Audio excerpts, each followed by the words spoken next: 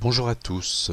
Alors pour ceux qui ne me connaissent pas, je suis Fabrice Cizeron, je suis professeur de technologie de l'Académie de Grenoble et formateur en technologie. Le diaporama que je vais vous présenter fait partie de la formation que nous avons mis en place cette année, donc formation pour le SysML en collège. Donc nous sommes 3 formateurs à avoir mis en place cette formation, Xavier Rouleau, Guillaume Martin et moi-même. J'ai voulu faire cette vidéo pour permettre à tous ceux qui ont raté cette partie de la formation de suivre ce cours sur les diagrammes et aussi pour permettre de la diffuser en dehors de l'académie. Alors nous avons vu dans le reste de la formation ce qu'était SysML, à quoi ça pouvait servir en collège, quelles étaient les choses qui nous avaient poussé à mettre en place cette formation SysML cette année et pourquoi utiliser du SysML en technologie. Donc là on rentre plus dans la technique, on a vu les différents types de diagrammes précédemment, on va regarder maintenant quel est le contenu de chacun des diagrammes. Il n'y a pas vraiment de méthode systématique pour l'ordre des diagrammes, l'ordre de réalisation des diagrammes en SysML. Au contraire, il est même possible et même souvent nécessaire de réaliser une première esquisse de chaque diagramme et puis de revenir sur chacun de ces diagrammes de façon récursive, on va dire un peu spiralaire, terme à la mode dans notre discipline. L'ordre va aussi dépendre de la démarche pédagogique. Si nous sommes en train de faire une analyse de système existant, on ne va pas du tout travailler les diagrammes dans le même ordre que si on est en démarche de projet, en voulant faire une conception à partir de rien. Ici, on est parti plutôt dans l'ordre de la présentation de ces diagrammes, dans le cadre de la démarche de projet, d'une conception, donc en partant par la partie cahier des charges. Alors tout d'abord, avant de commencer à regarder les différents types de diagrammes, petite explication sur les exemples que j'ai pris. J'ai choisi de bâtir tous ces exemples autour d'un support, autour d'un système qui est le rover Curiosity, donc qui a été envoyé sur Mars en 2011. Et donc tous les diagrammes qui sont faits dans cette présentation sont des diagrammes du rover Curiosity. Alors, autre petite remarque, j'ai bâti ces diagrammes dans l'objectif de la présentation de la formation SysML. Et donc l'objectif n'était pas un travail avec des élèves, mais la présentation de tout ce que l'on peut trouver dans des diagrammes et ce que l'on peut faire avec les diagrammes. Et donc il est possible que dans certains diagrammes, j'ai mis des choses qui ne soient pas forcément judicieuses au niveau pédagogique ou au niveau de l'analyse SysML, mais plutôt qui permettaient de mettre en évidence des choses que l'on peut utiliser ou faire en SysML. Alors le diagramme initial des besoins, ce n'est pas un diagramme de la norme SysML, décrit par la norme SysML, mais un diagramme qui a été fait par des gens, surtout de l'éducation nationale, qui voulaient retrouver des choses existantes, des choses connues, du style la bêta-corne, et qui voulaient pouvoir réfléchir aux besoins et aux fonctions d'usage d'un système.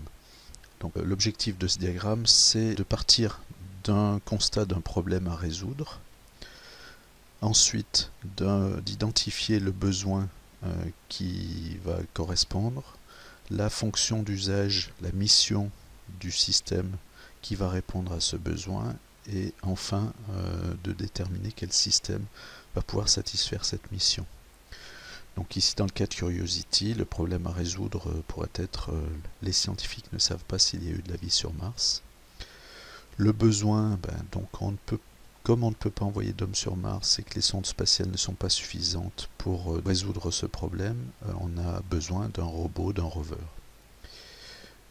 Étape suivante, donc la mission, la fonction d'usage, le système doit faire des prélèvements et des analyses et renvoyer les résultats sur la Terre.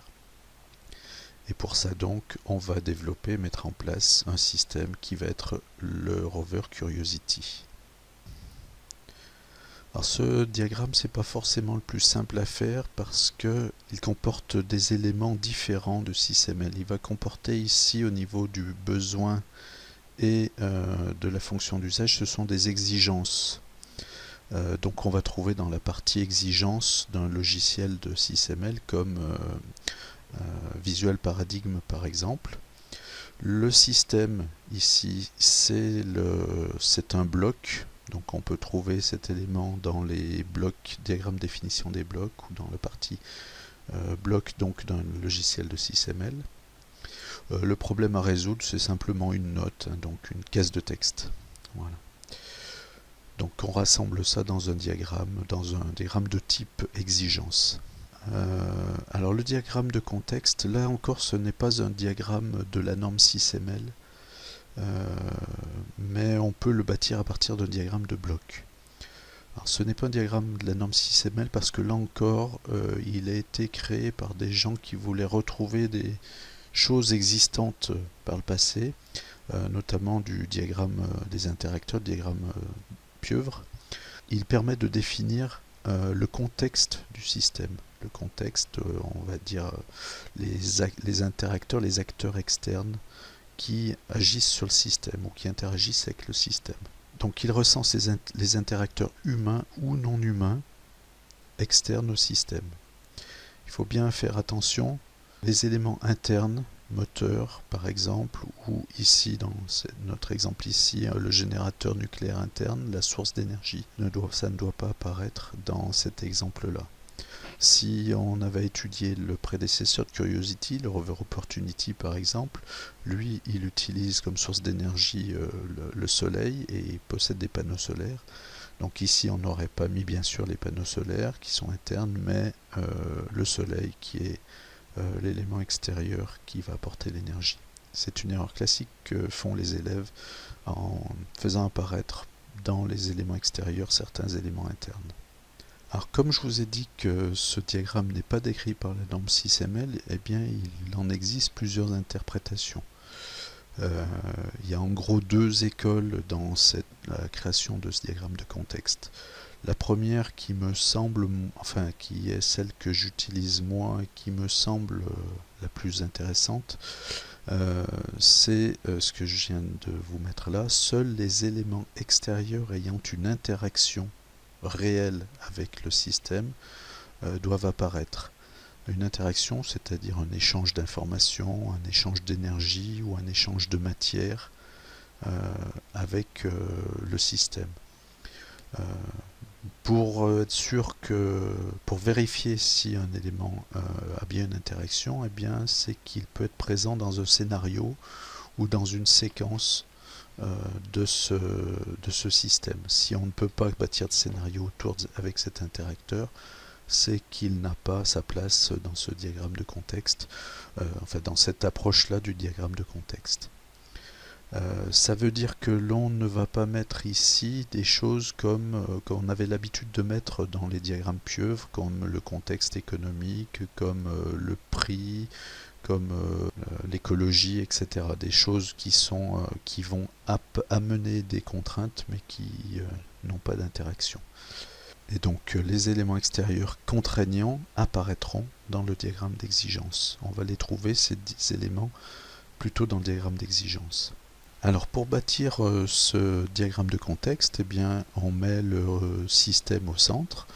Autour, on va mettre les différents interacteurs et on va les relier par des flèches. Alors ici, dans Visual Paradigm que j'ai utilisé pour faire ce diagramme, on voit apparaître dans les rectangles bloc et external, externe pour en anglais. Externe en anglais. Donc ça, au collège, on pense que c'est vraiment pas forcément utile de le mettre. Si vous avez un rectangle avec juste marqué obstacle dedans, c'est sûrement suffisant. Autre chose aussi que l'on peut se permettre de faire, que je conseille même de faire en collège, pourquoi pas rajouter des photos pour illustrer les choses, pour rendre beaucoup plus concrètes les choses pour nos élèves de collège, des photos, des images. Voilà. Au moins en début de cycle 4, ça me paraît intéressant, même si en troisième, on peut envisager, enfin, on peut faire comprendre aux élèves qu'un diagramme SysML n'a pas forcément fait de photos. Ici, vous voyez que j'ai relié les interacteurs au système par des flèches. En collège, je vous conseille franchement de ne pas mettre de flèches, de simples traits, parce que Je pense que c'est pas la peine qu'on se pose des questions ici sur le sens de l'interaction. C'est pas le but de ce diagramme. Dans beaucoup de diagrammes, j'ai trouvé effectivement des flèches qui allaient de l'interacteur au système, mais c'est pas une règle générale. Il est vraiment plus simple de se contenter de traits en collège. Autre chose que je voulais montrer ici, c'est qu'un élément extérieur, un élément de contexte, peut être subdivisé en deux parties. Ça peut être intéressant. Donc là, j'ai défini comme élément la NASA. Et la NASA, il y a d'un côté une partie, on va dire plutôt des scientifiques, et de l'autre côté plutôt les ingénieurs. Donc les ingénieurs étant ceux qui vont s'occuper de faire fonctionner le rover. Les scientifiques, eux, sont plutôt ceux qui vont récupérer les informations renvoyées par le rover pour les traiter. Donc dans certains cas, ça peut avoir un intérêt, mais c'est bien sûr pas une obligation. Alors, comme je vous ai dit, ce diagramme n'étant pas normalisé, il existe une deuxième approche possible. Donc cette deuxième approche, c'est celle, un peu comme avant, avec le diagramme pieuvre, de mettre ici en élément extérieur tout ce qui peut nous apporter des contraintes, des exigences sur notre drone. Donc ici, par exemple, vous voyez, on a mis une concurrence vive, un risque de chute, on a mis le contexte économique, le contexte environnemental, etc. Donc ça, c'est pas des choses qui vont nous amener des échanges d'informations ou autres, mais ça peut permettre de réfléchir, d'analyser le contexte pour la suite, et ça facilitera la création du diagramme des exigences. Personnellement, je pense qu'on peut réfléchir à tout ça aussi directement dans le diagramme des exigences. Diagramme suivant, le diagramme des cas d'utilisation. Donc à partir de là, on rentre dans les diagrammes vraiment 6ML décrits par la norme 6ML. Donc le diagramme des cas d'utilisation, comme je l'ai marqué ici, c'est un diagramme de type comportemental. On verra qu'il y a deux types de diagrammes dans 6ML, les diagrammes comportementaux et les diagrammes structurels. À chaque fois, je l'ai précisé. Donc le diagramme des cas d'utilisation, c'est peut-être un diagramme qui n'est peut-être pas très bien nommé à cause de la traduction un peu littérale de l'anglais, donc use case. Moi, il me semble qu'il aurait été plus intéressant de le nommer en français un diagramme des services rendus, ce qui me paraît un petit peu plus clair. Donc il va amener des éléments du cahier des charges. Donc il permet de définir les services rendus aux utilisateurs, c'est important, l'utilisateur du système. Les cas pour lesquels le système est ou sera utilisé. Donc là aussi, il peut y avoir plusieurs façons de le faire. Certaines personnes proposent de ne mettre le moins de cas d'utilisation possible là-dedans, peut-être de les regrouper en un seul, qui pourrait être la fonction d'usage voilà, de l'objet. Moi, il me semble que dans certains cas, sans en mettre une dizaine, hein, mais détailler si le système offre plusieurs services différents, les séparer me paraît intéressant aussi dans la réflexion. En tout cas, bien sûr, avec nos élèves de collège, comme on va choisir des systèmes plutôt simples, on va en avoir toujours assez peu. Donc ce diagramme, il va être utilisé entre le client et le concepteur au moment du cahier des charges. Vérifier que le concepteur a bien compris les besoins du client et que donc permettre au client de valider ce qui va être fait, bien ce qu'il voulait. Donc il reflète la pensée du client en termes d'usage du système.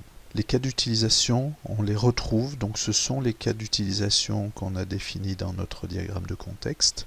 En tout cas, tous ceux qui ont une vraie interaction, hein, donc si vous avez rajouté le contexte économique ou autre, on ne peut pas les retrouver là, bien sûr. Donc les éléments liés aux acteurs extérieurs, on va les retrouver ici, on va les raccrocher au cas d'utilisation correspondant.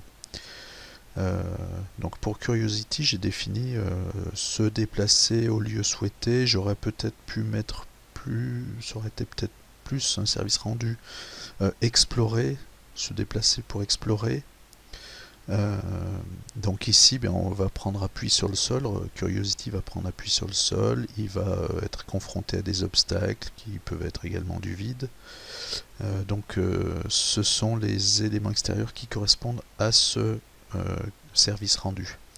Les échantillons, etc., là, bien, ça va correspondre au cas d'utilisation, prélever, analyser des échantillons. Dans le diagramme des cas d'utilisation, on a pour habitude de mettre les acteurs humains à gauche, sur la partie gauche, et puis les acteurs secondaires à droite.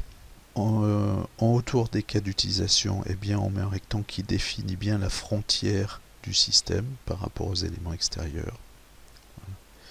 Comme je vous l'ai mis ici, on peut faire apparaître des sous-services. Pour pouvoir explorer, il faut pouvoir choisir la destination. Donc je voulais vous montrer qu'on peut faire apparaître des sous-services. En collège, ça me paraît assez évitable, conseillé d'éviter ça pour pas trop compliquer les choses. Vous voyez apparaître le mot include, tous ces petits mots clés qu'on va trouver à côté de certaines flèches, on en reparlera dans le diagramme des exigences. C'est quelque chose que l'on va pouvoir éviter en collège pour simplifier.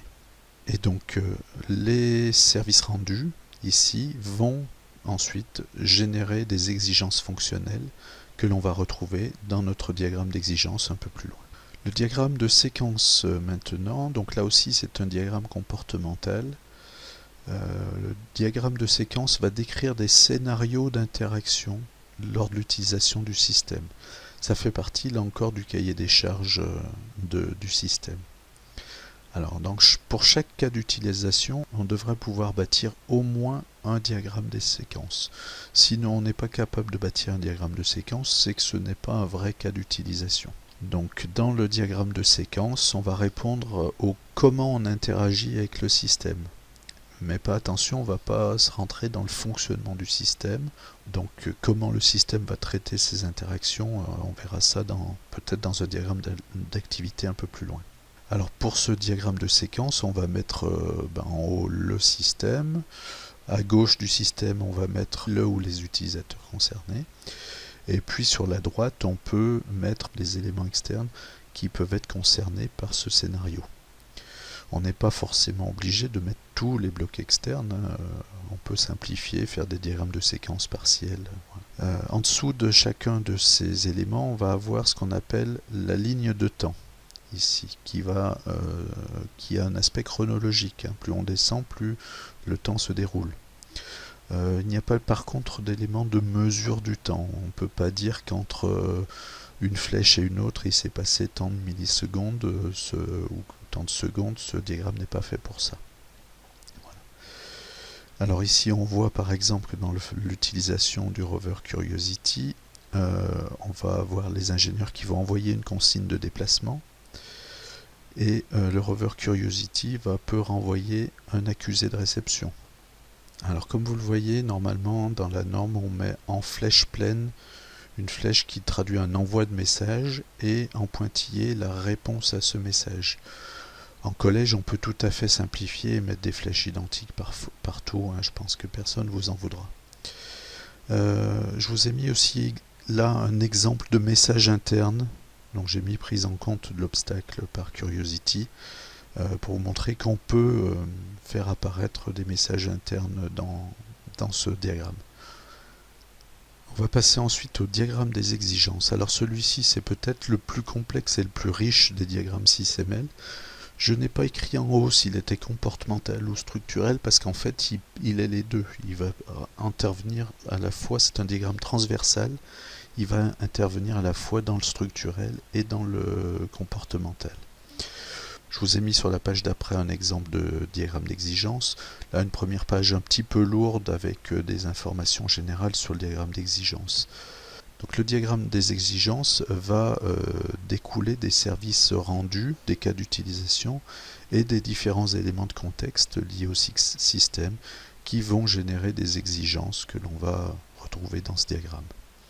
Alors, petit point de vocabulaire, on a souvent parlé dans le passé aux élèves de contraintes, maintenant on parle plutôt d'exigences. Il est important pour les élèves de leur faire comprendre que pour eux, on va dire que c'est la même chose. Entre contrainte et exigence, ça va avoir les mêmes, et on va retrouver les mêmes informations. La seule différence, c'est le point de vue. Pour le système qui subit, c'est une contrainte, un élément peut être une contrainte, alors que pour le client, le fabricant qui impose, c'est une exigence. Je prends toujours l'exemple avec eux des contraintes que subissent nos élèves. Là, quand on leur demande quelles contraintes ils doivent respecter, les premières qui arrivent, c'est aller à l'école, faire des devoirs, etc. Pour eux, ce sont des contraintes.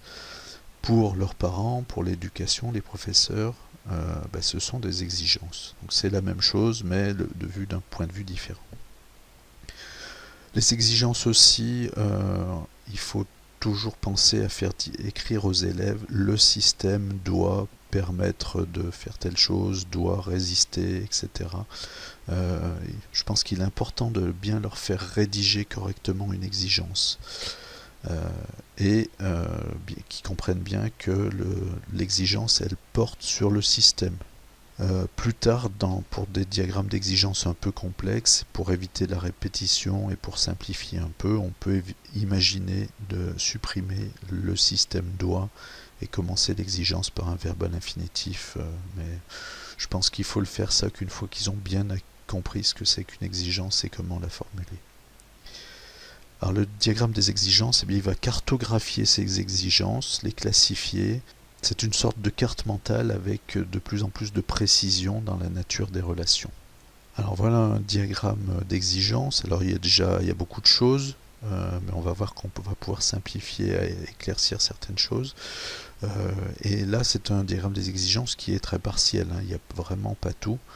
Donc si on veut bâtir un diagramme d'exigence complet sur un système un petit peu imposant, c'est quelque chose de vraiment qui peut être très volumineux.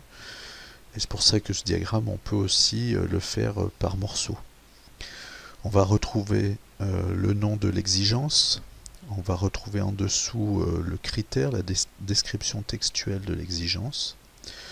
On peut retrouver, comme ici en bas, le niveau et pourquoi pas la flexibilité. Mais je pense que ça se pratique plus beaucoup, les notions de flexibilité et de tolérance au collège. Donc en haut du diagramme des exigences, on va mettre le système, la fonction d'usage du système. Le rover Curiosity doit faire des prélèvements, des analyses, renvoyer des résultats sur Terre. Voilà. Et puis à partir de cette fonction, cette principale, cette fonction d'usage, eh bien, on va pouvoir mettre différents types, classifier les exigences par différents types. Par exemple, ici, d'un côté, les exigences fonctionnelles, les exigences économiques, les exigences environnementales, et on aurait pu trouver d'autres catégories, exigences d'ergonomie, des exigences de fiabilité, etc. Donc ici, ce qu'on a fait aussi, c'est que pour des raisons de traçabilité, on a remis les cas d'utilisation, les services rendus qui correspondent aux exigences fonctionnelles. L'objectif, c'est de vérifier si on n'en a pas oublié. Donc on peut retrouver le service rendu qu'on a défini dans le diagramme des cas d'utilisation et le relier à l'exigence qui va permettre de le satisfaire. Ce diagramme des exigences, c'est vraiment un diagramme qui ne va pas se bâtir en général du premier coup, mais qui va être précisé, raffiné petit à petit au cours de la conception, de la réflexion, de la phase de rédaction du cahier des charges. Et donc les exigences, on va les préciser petit à petit. On va pouvoir rajouter des niveaux, rajouter des critères, etc. Et enfin, comme on trouvait dans nos diagrammes FAST au préalable, on va retrouver, après la fonction principale et fonction de service, eh bien, on peut retrouver les solutions techniques qui vont permettre de satisfaire les exigences fonctionnelles. Donc ici, la caméra principale de Curiosity, eh bien, elle va satisfaire l'exigence de prendre des photos. Donc cette dernière phase-là, elle va être complétée en général qu'en phase de conception. Dans cette description que je viens de faire, j'ai un peu expliqué les petits termes qu'on trouve, à côté des flèches. Alors le mot-clé dérive, on va le mettre pour préciser une hiérarchie dans les exigences. Donc la fonction d'usage, c'est l'exigence mère, et pour la réaliser, eh bien, il va falloir la décomposer en sous-ensembles, donc les exigences fonctionnelles, les exigences économiques, etc. Donc on utilise dérive quand on décompose des exigences à un sous-niveau. Raffine, c'est plutôt quand on vient rajouter des précisions sur une exigence. Par exemple, franchissement, ici on vient préciser que dans le déplacement on veut monter des pentes de 30 degrés, donc on ajoute des informations. On est toujours sur le même thème, mais on rajoute des informations à l'exigence précédente. Donc on va raffiner cette exigence. Trace, je vous l'ai dit tout à l'heure, c'est au niveau de la traçabilité, ça permet de vérifier que pour tous les cas d'utilisation, on a bien au moins une exigence qui correspond. Satisfaire, donc en français, c'est plus facile à comprendre.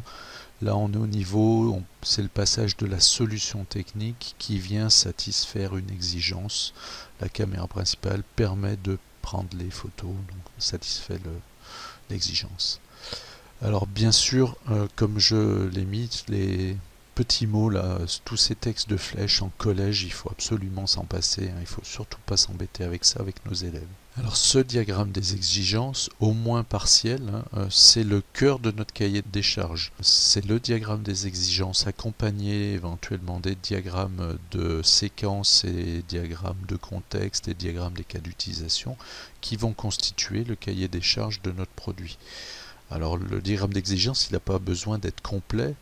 Les solutions techniques, hein, là on n'est plus dans la phase de cahier des charges, mais on est rentré dans la conception. Donc dans le cahier des charges, le diagramme d'exigence sans les blocs qui vont permettre de satisfaire les différentes exigences. Alors le diagramme de définition des blocs, là on rentre dans la phase de conception du système. Donc là c'est donc un diagramme structurel qui va indiquer comment est fait, comment est composée la structure de notre système. Donc le diagramme de définition des blocs, là c'est une décomposition, on va dire un peu virtuelle, un peu abstraite. Il y a d'ailleurs différentes façons de décomposer un système. Donc il va permettre de fournir une cartographie de l'organisation des éléments du système, un peu l'architecture. Cette classification va permettre d'avoir une vision un peu structurée des éléments d'un système pour les élèves. Ça leur permet de beaucoup mieux se représenter les choses, ça permet une meilleure réflexion sur le système par les élèves.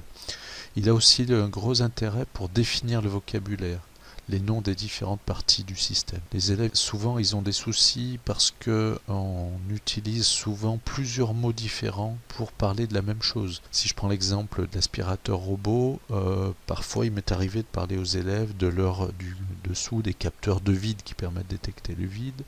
Parfois, ces mêmes capteurs, je les ai appelés capteurs infrarouges parce qu'ils utilisent le système d'infrarouge. Parfois des capteurs de distance parce que c'est aussi parfois ce qu'ils mesurent. Et donc si on utilise plusieurs mots différents pour parler de la même chose, il y a certains élèves que ça perd et qui ne comprennent plus grand chose. Donc là, au moins ce diagramme, il a pour intérêt de définir un vocabulaire précis que l'on va utiliser de partout dans notre projet. Donc on peut aussi dans ce diagramme venir mettre des informations supplémentaires sur les différents éléments, comme j'ai mis ici en bas les caractéristiques du bras articulé. Il peut s'articuler sur un angle de 120 degrés, le diamètre des roues que j'ai précisé aussi. Donc ça peut permettre de faire un peu comme on trouvait dans une nomenclature les informations sur les différents éléments. On va dire que c'est une nomenclature graphique du système, avec l'avantage par rapport à la nomenclature de hiérarchiser les éléments les uns par rapport aux autres, les relier entre eux, ça apporte des informations supplémentaires. Normalement, la flèche qui indique qu'un élément est inclus dans un autre, fait partie d'un autre, c'est la flèche avec le losange noir à sa base. En collège, on peut tout à fait utiliser une flèche simple, il n'y a pas de souci. Faut-il le faire ou pas par les élèves, ce diagramme-là? Ça dépend un peu de nos objectifs. On peut soit leur le donner tout fait, comme on pouvait leur donner une nomenclature parce qu'on va s'intéresser à d'autres choses, ou alors on est en phase d'analyse d'un système et on leur demande de réfléchir à comment il est constitué. Et là, ça peut vraiment être intéressant de faire analyser, de faire créer ce diagramme par les élèves. Dernière précision sur ce diagramme de définition des blocs. Comme je vous ai dit, ces flèches, elles représentent bien l'appartenance, l'inclusion. Le capteur LIDAR fait partie de la tête du bloc tête. Les flèches, elles signifient absolument pas qu'il y a des interactions entre ces blocs, que c'est des échanges d'énergie ou d'informations. Ça n'a vraiment rien à voir. Alors ces échanges d'énergie, d'informations ou de matière, on va les trouver justement dans le diagramme suivant, le diagramme des blocs internes, qui est là encore un diagramme structurel, mais qui cette fois-ci va nous permettre de préciser tous les flux internes.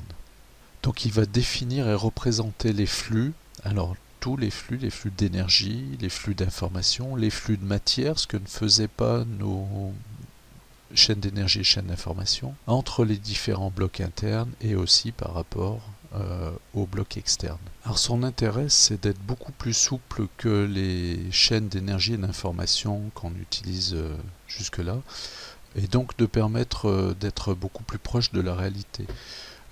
Certains professeurs se sentaient très verrouillés dans le modèle qui nous avait été fourni de chaîne d'énergie, chaîne d'information, et hésitaient parfois à inverser l'ordre des blocs des chaînes d'énergie quand c'était nécessaire.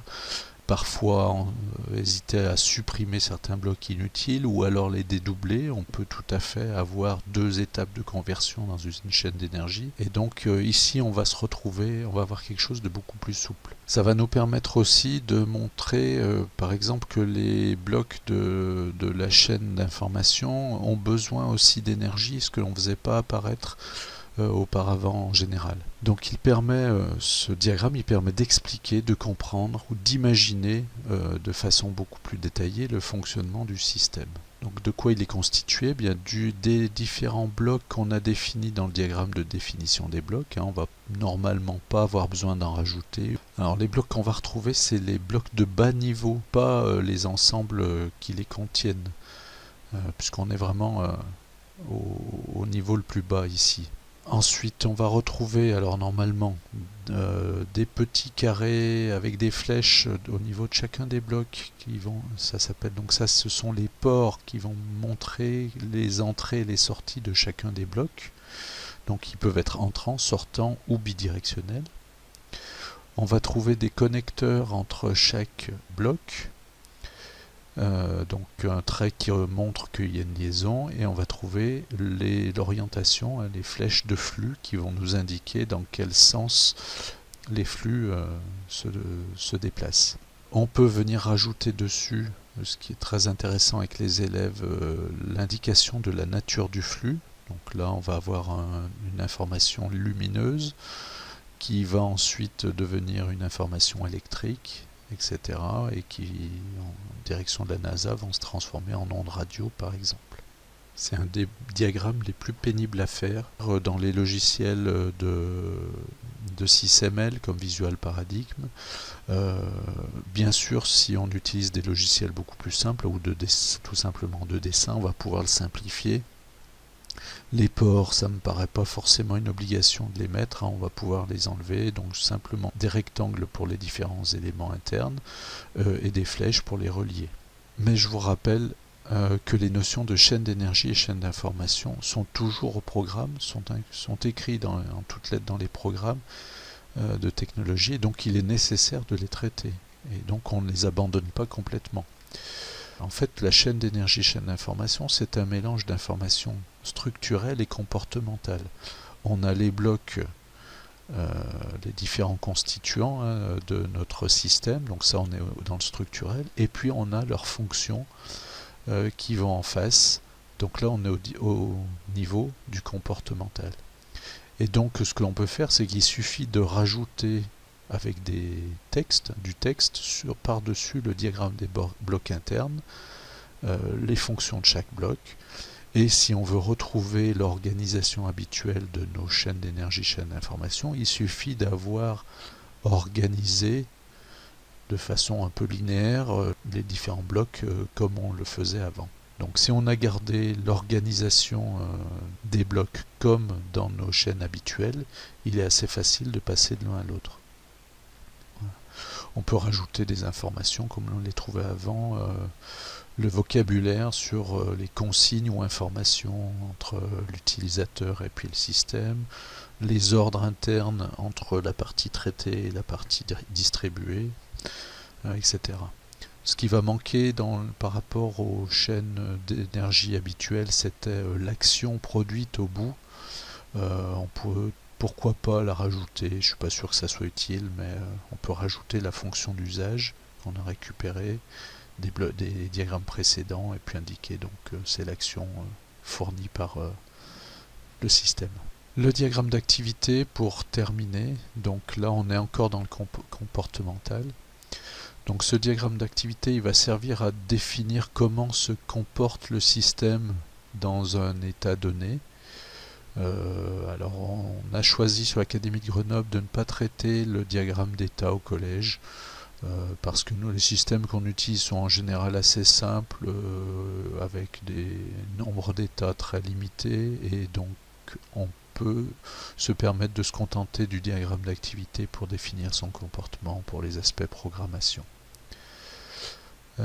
Donc qui va remplacer l'algorigramme ou logigramme ou organigramme selon comment vous l'appeliez pour programmer jusqu'à présent.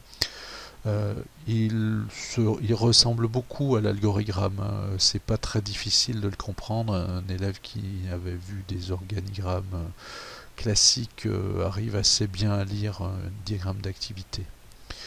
Il se compose donc d'une situation initiale. Donc là c'est une des différences, on n'a pas un cadre marqué début mais un rond noir plein. Ensuite on va trouver des actions qu'on va mettre dans des rectangles au bord arrondi avec à l'intérieur des verbes à l'infinitif suivi éventuellement d'un complément. Donc ça c'est important pour les élèves de bien leur faire mettre des verbes à l'infinitif. Des transitions, donc des flèches qui permettent d'indiquer quelle va être l'étape suivante. Les conditions. Alors les conditions, c'est un losange comme dans l'organigramme, sauf qu'on ne va plus écrire la question à l'intérieur et des oui/non autour, mais on va indiquer simplement les réponses possibles à cette question. Donc là la question sera pu être est-ce que la consigne a été reçue? Oui ou non. On ne met pas ça, on va marquer consigne reçue ou consigne non reçue sur chacune des flèches. Est-ce que c'est plus lisible qu'avant? Je n'en suis pas sûr, mais bon, c'est comme ça. La fin, à la différence d'avant où c'était marqué fin, là on a à nouveau un rond noir, mais entouré d'un deuxième cercle noir autour. Petit symbole supplémentaire aussi dans le diagramme d'activité, c'est le petit sablier, là, les deux triangles l'un sur l'autre, ça ressemble à un sablier, ça représente une temporisation, c'est assez lisible, donc ça on peut l'utiliser également. Voilà, on a fait le tour des diagrammes que l'on vous suggère d'utiliser en collège. Le mot d'ordre, c'est de simplifier, essayer de faire des choses lisibles et en général nos élèves sont capables de lire ces diagrammes comme on l'a dit en formation, on n'attend pas du tout à ce que des élèves créent des diagrammes complets, mais on attend qu'ils soient capables soit de lire des diagrammes, soit de compléter certains diagrammes, rajouter des petites choses dans un diagramme. Voilà ce qui est attendu au niveau collège pour nos élèves. Je termine avec une dernière diapo où moi j'utilise Visual Paradigm et dans Visual Paradigm une des difficultés que je rencontre c'est de retrouver mes diagrammes perdus dans le navigateur de diagrammes et une astuce que j'ai trouvée c'est de créer un diagramme de package. Alors diagramme de package c'est simplement une page qui va contenir tous les différents diagrammes. Donc il suffit de créer un nouveau diagramme de package et d'y faire glisser tous vos diagrammes dedans. Et l'avantage c'est qu'on peut les voir comme vous voyez ici à l'écran avec leur contenu, on n'a plus qu'à cliquer dessus pour aller les voir. C'est une page d'accueil on va dire qui permet d'accéder aux différents diagrammes de façon lisible et claire. Si vous avez des questions, des suggestions, des remarques sur cette vidéo ou sur ce contenu, n'hésitez pas à me contacter, donc f6ran@acgrenoble.fr. Je vous remercie et peut-être à bientôt. Au revoir.